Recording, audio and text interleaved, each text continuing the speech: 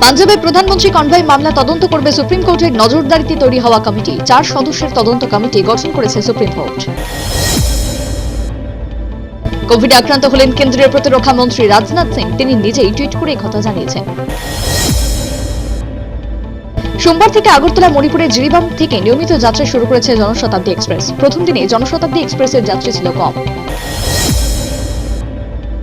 উত্তরপ্রদেশের বিধানসভা নির্বাচন খুব চমকপ্রদ হবে অভিমত ব্যক্ত করেছেন মধ্যপ্রদেশের প্রাক্তন মুখ্যমন্ত্রী কমলনাথ। গত 12 জানুয়ারি রাতে কমলপুরের রামঠাকুর সেবা মন্দিরে চুরি হয়। এই ঘটনায় ক্যাস্ট্রিল নামের একজনকে আটক করেছে পুলিশ। ভক্তদের চুল বিক্রি করে বছরে 400 কোটি টাকা আয় হয় ভেঙ্কটেশ্বর মন্দিরে। এই মন্দিরে প্রতিদিন প্রায় 20,000 মানুষের মাথা মোড়ানো হয়। 12 জানুয়ারি থেকে রাজধানী আগরতলা 13টি ক্লাবে টিকাকরণের উদ্যোগ নিয়েছে আগরতলা ক্লাব ফোরাম। এই 13টি ক্লাবে 15 থেকে 18 বছর বয়সীদের সাথে 60 বছরের ঊর্ধ্বে নাগরিকদের বুস্টার ডোজ দেওয়া হবে।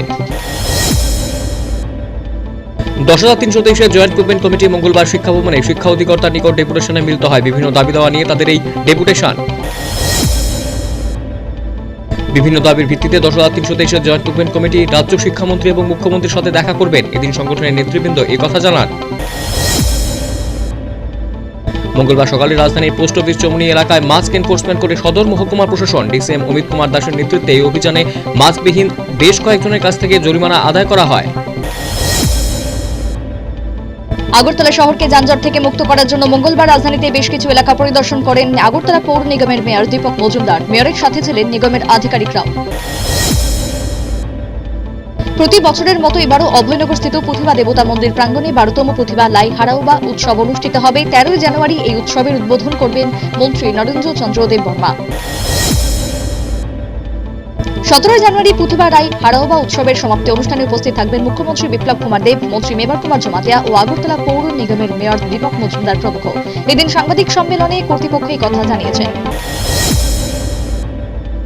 সোমবার গভীর রাতে আগরতলা দুর্গা চৌমুহনী বাজারের গৌতম দেবের দোকানে চুরি হয়। এই ঘটনায় বাজারের ব্যবসায়ী মহলে চাঞ্চল্য ছড়ায়।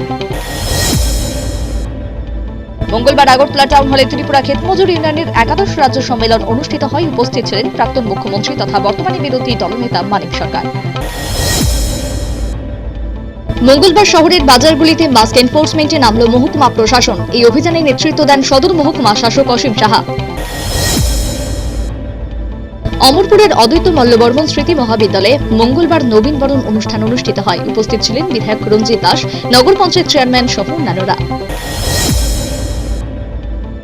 এক বিএসএফ এর মৃতদেহ উদ্ধার হয় মালদা জেলার বামুনগোলা ব্লকের খুটবাহ ক্যাম্প সংলগ্ন হারিয়া নদীতে। এই ঘটনায় এলাকায় চাঞ্চল্য ছড়ায়।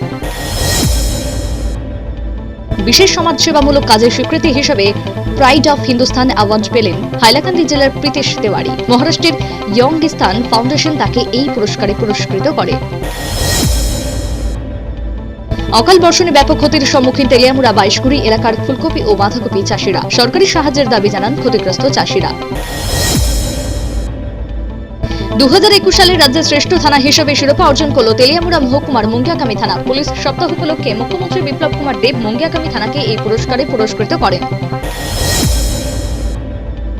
বিভিন্ন মামলা ও নেশা বিরোধী অভিযানে কার্যকরী পদক্ষেপ গ্রহণ করার সুবাদেই মুঙ্গিয়াকামি থানাকে শ্রেষ্ঠ হিসেবে পুরস্কৃত করা হয়। পাশাপাশি ডিজিপি কমান্ডেন্ট ডেস্ক পুরস্কারে ভূষিত করা হয় থানার ওসি ধ্রুব জয়রিয়াংকে।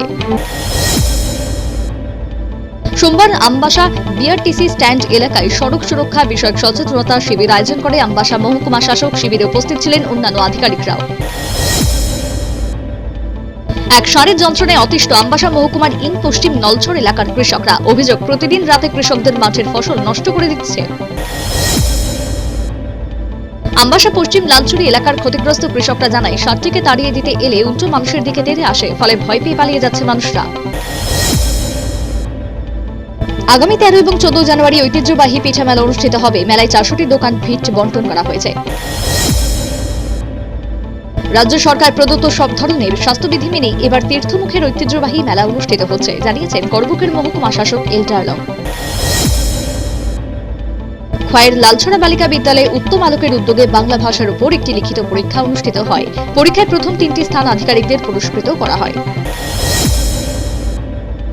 গাঁজা বিরোধী অভিযানে সাফল্য পেল খোয়াই জেলার অতিরিক্ত জেলা শাসকের নেতৃত্বে গঠিত অভিযানকারী দল। ঘটনা খোয়াইয়ের বেলফান বাড়ি এলাকায়। একটানা 20 বছর বামফ্রন্ট সরকারের আমলে প্রগতির ক্ষেত্রে 20 বছর পিছিয়ে গেছে রাজ্য। সাংবাদিক সম্মেলনে অভিযোগ প্রাক্তন সাংসদ অজয় বিশ্বাসের।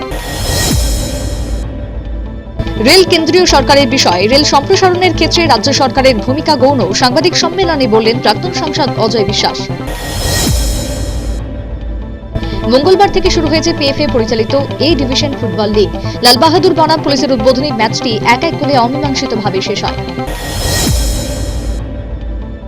চন্দ্র মেমোরিয়াল ফুটবল লিগের উদ্বোধনী ম্যাচে পয়েন্ট ভাগ করে সুপার লিগে যাওয়ার রাস্তা সংকুচিত করল লালবাহাদুর এবং পুলিশ দল, অভিমত ক্রীড়া মহলের। গোয়ায় আসন্ন বিধানসভা নির্বাচনের জন্য কংগ্রেস এবং তৃণমূল কংগ্রেসের সাথে কথা চলছে জাতীয়তাবাদী কংগ্রেস পার্টি, জানালেন এনসিপি প্রধান শরদ পাওয়ার। ধর্মনগর প্রান্তিক বৃদ্ধাশ্রমের বৃদ্ধাদের সাথে নিজের ছেলের জন্মদিন পালন করলেন ধর্মনগরের বিশিষ্ট সাংবাদিক পলাশ সেন। এতে খুশি বৃদ্ধাশ্রমের আবাসিকরা। করোনা আবহে 22 জানুয়ারি পশ্চিমবঙ্গের আসানসোল, শিলিগুড়ি, চন্দননগর এবং বিধাননগর পৌর নিগমের ভোট সংশ্লিষ্ট এলাকাগুলির করোনা পরিস্থিতির তথ্য রাজ্যের কাছে জানতে চাইল কলকাতা হাইকোর্ট। করোনা আক্রান্ত হলেন প্রবীণ সাহিত্যিক শীর্ষেন্দু মুখোপাধ্যায়। নিজ বাড়িতে নিভৃতবাসে রয়েছেন তিনি। কোভিড পজিটিভ কিংবদন্তি গায়িকা লতা মঙ্গেশকর মুম্বাই ব্রিজ ক্যান্টি হাসপাতালে আইসিইউতে তার চিকিৎসা চলছে। ঋণ প্রদান না করায় ব্যাংকে আগুন লাগিয়ে দিলেন এক গ্রাহক। ঘটনা কর্ণাটকের হাভেরি জেলার কানাডা ব্যাংকের একটি শাখায়। করোনা ভাইরাসের বাড়বাড়ন্তে দিল্লিতে সব বেসরকারি অফিস বন্ধ, বাড়ি থেকে কাজ হবে এমনই নির্দেশিকা জারি করল দিল্লি সরকার।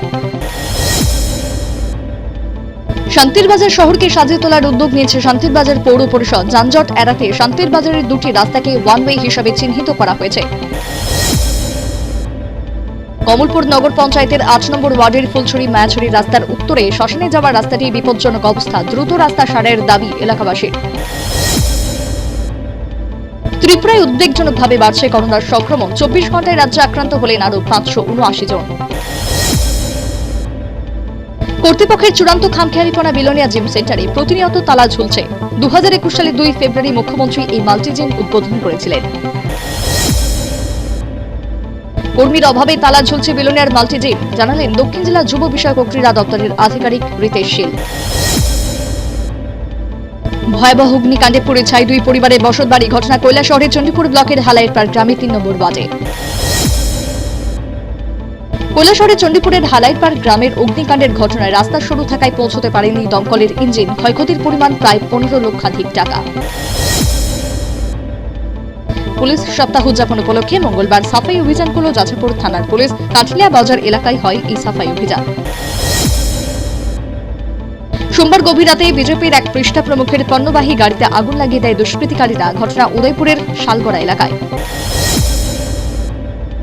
পূর্বোদয় সামাজিক সংস্থা এবং চন্দ্রপুর সংলগ্ন তুষার ক্লাবের উদ্যোগে মঙ্গলবার দুস্থদের মধ্যে কম্বল ও ছাত্রছাত্রীদের মধ্যে শিক্ষা সামগ্রী বিতরণ করা হয়। উপস্থিত ছিলেন পূর্বোদয় সামাজিক সংস্থার সম্পাদিকা নীতি দেব।